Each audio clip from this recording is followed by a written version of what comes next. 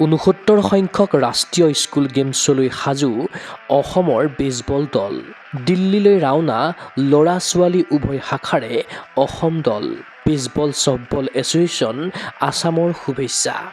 অহা ৩০ জানুৱাৰীৰ পৰা ৩ ফেব্ৰুৱাৰীলৈ দিল্লীত অনুষ্ঠিত হ'ব ৬৯ সংখ্যক ৰাষ্ট্ৰীয় স্কুল গেমছৰ বেছবল ক্ৰীড়া।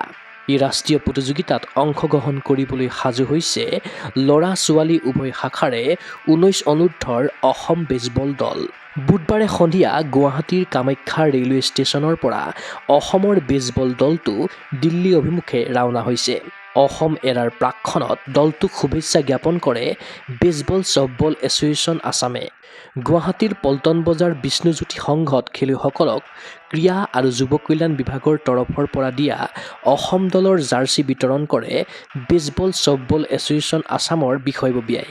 এই অনুষ্ঠানত উপস্থিত থাকিল বেছবল ছফ্টবল এছ'চিয়েশ্যন আছামৰ সভাপতি ডিডি খাউন, সম্পাদক কিষাণ চৌধাৰী, যুটীয়া সম্পাদক শান্তনু বুঢ়াগোহাঁই, সহকাৰী সম্পাদক জোন দত্তৰ লগতে অভিভাৱক, খেলুৱৈ তথা কেইবাজনো বিশিষ্ট ব্যক্তি। অতিথিসকলে খেলুৱৈসকলক উদ্দেশ্যি শুভেচ্ছামূলক ভাষণ প্ৰদানেৰে কৰিলে অনুপ্ৰাণিত। যোৱা ডিচেম্বৰ মাহত মিৰ্জাত অনুষ্ঠিত হোৱা শিবিৰৰ পৰা অসম দলক নিৰ্বাচিত কৰা হৈছে বুলি জনালে ৰাজ্যিক সভাপতি ডিডি খাউণ্ডে।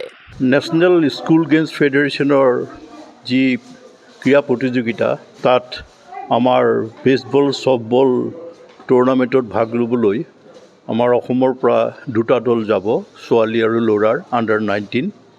ইতিমধ্যে আমাৰ চিলেকশ্যনৰ যিটো টীম আছে, সেই টীমটোৰ লিড লৈ যাব আমাৰ জোন দত্ত, তেখেতে আৰু আশিষ এজ এ কোচ আৰু জোন এজ এ মেনেজাৰ। তেওঁলোক আজি কামাখ্যাৰ পৰা ৰেলৰ যোগে দিল্লীলৈ গৈ আছে। সেই খেলাখন 30 জানুৱাৰীৰ পৰা 3 ফেব্ৰুৱাৰীলৈকে দিল্লীত অনুষ্ঠিত হ'ব। আমি আশাবাদী আমাৰ যি 2টা দল ছোৱালী আৰু ল'ৰাৰ আছে, তেওঁলোকে সুন্দৰ খেল প্ৰদৰ্শন কৰিব পাৰিব। আৰু এই দলটোত আমাৰ অসমৰ প্ৰায় 6-7খন ডিষ্ট্ৰিক্টৰ প্লেয়াৰ আছে। আমি তেওঁলোকক অনুশীলন কৰি চিলেকশ্যন কেম্প আমি যোৱা ডিচেম্বৰ মাহৰ 23 তাৰিখে মিৰ্জাৰ খেলপথাৰত অনুষ্ঠিত কৰিছিলোঁ। আৰু তাৰপিছত তেওঁলোকে নিজৰ জেগাত তেওঁলোকে অনুশীলন লৈ আছিলে। আজি তেওঁলোক গুৱাহাটী আহি পাইছে আৰু সন্ধ্যা 5 বজাৰ পিছতে তেওঁলোক কামাখ্যালৈ ৰাওনা হ'ব, কামাখ্যাৰ পৰা দিল্লীলৈ ৰেলযোগে ৰাওনা হ'ব। এইখন হৈছে নেশ্যনেল স্কুল গেমছ ফেডাৰেশ্যনৰ আণ্ডাৰৰ খেলা। আৰু অসমৰ দলকেইজনক পৰিচালনা কৰিবৰ কাৰণে বাচিবৰ কাৰণে আমাক ডাইৰেক্টিভ দিছিলে director of sports and students ৱেলফেয়াৰৰ ফালৰ পৰা। তেওঁলোকৰ উপদেশ আৰু অনুৰোধ সাপেক্ষে আমি অসম বেছবল এছ'চিয়েশ্যনৰ ফালৰ পৰা এই টীম আমি চিলেক্ট কৰিছিলোঁ। আৰু তেখেতসকলে আমাৰ যি কিটছ এই প্লেয়াৰসকলক দিবলৈ আমাক দিছিলে, আজি যোৱাৰ আগমুহূৰ্তত আমি অসম বেছবল সন্থাৰ বিষয়ববীয়াৰ সন্মুখত আৰু খেলুৱৈসকলৰ গাৰ্জেনৰ সন্মুখত আমি কিটছখিনি ডিষ্ট্ৰিবিউট কৰিলোঁ।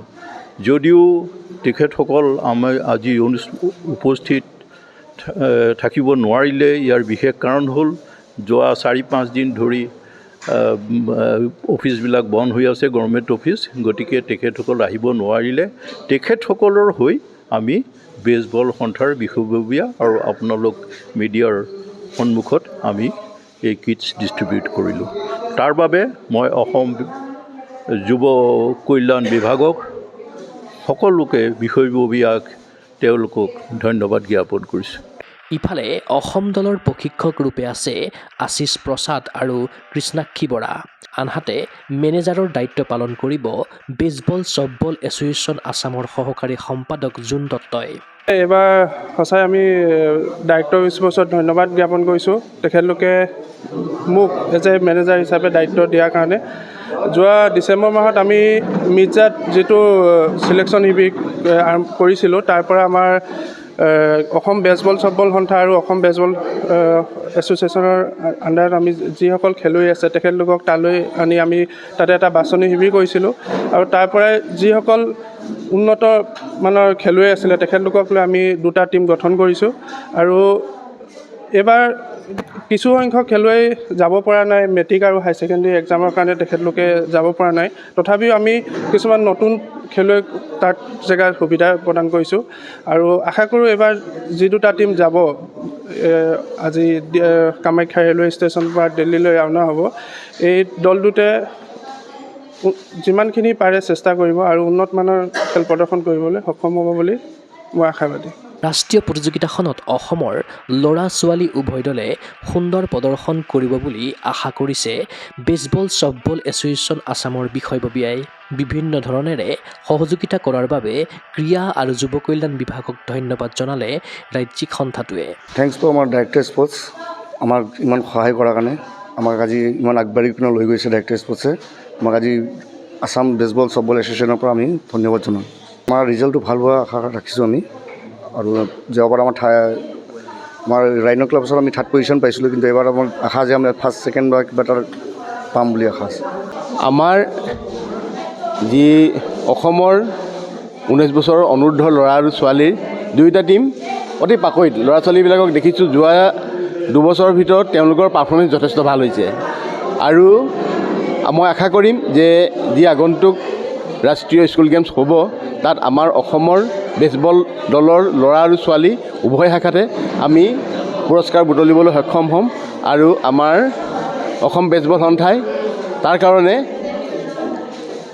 লগতে অসম চৰকাৰৰ ক্ৰীড়া বিভাগক ধন্যবাদ জনাইছোঁ কাৰণ ক্ৰীড়া বিভাগৰ সহযোগিতা অবিহনে আমি হয়তো ইমানখিনি আগবাঢ়িব নোৱাৰিলোহেঁতেন তেখেতসকলে যথেষ্ট সহায় কৰিছে আৰু আমি আশা কৰিছোঁ পুৰস্কাৰ আনিব পালে আমাৰ অসমৰ নামটো বাঢ়িব মই তেওঁলোকক ধন্যবাদ জনাইছোঁ সকলোকে ক্ৰীড়া অনুৰাগীৰ আশা 69 সংখ্যক ৰাষ্ট্ৰীয় স্কুল গেমছত অপ্ৰতিৰোধ্য হওক 19 অনূৰ্ধ্ব অসমৰ বেছবল দল অসমে দুৰ্দান্ত প্ৰদৰ্শনেৰে ৰাজ্যক দিয়ক পদক জয়ৰ কৃতিত্ব ভিডিঅ' জাৰ্নেলিষ্ট জৱান ৰাভাৰ সহযোগত চিন্ময় বৰাৰ প্ৰতিবেদন গগৈ স্পৰ্টছ এনি গুৱাহাটীৰ মাজমজিয়াত নৰ্থ ইষ্টৰ প্ৰথমখন এক্সক্লুচিভ মাৰ্চেল আৰ্টছ সামগ্ৰীৰ শ্ব'ৰুম তথা বিপণী Tirupati sports karate wushu taekwondo boxing jujitsu pencak silat judo আদি 7টাকৈ সমৰ কলা ইভেণ্টৰ ইউনিফৰ্ম আৰু প্ৰশিক্ষণৰ সামগ্ৰী ইয়াত উপলব্ধ tracksuit jersey martial arts medal memento trophy ক্ৰয় কৰিব পাৰিব পাইকাৰী মূল্যত ফুটবল ভলীবল বাস্কেটবল ক্ৰিকেট আদি ইভেণ্টৰ সামগ্ৰীৰ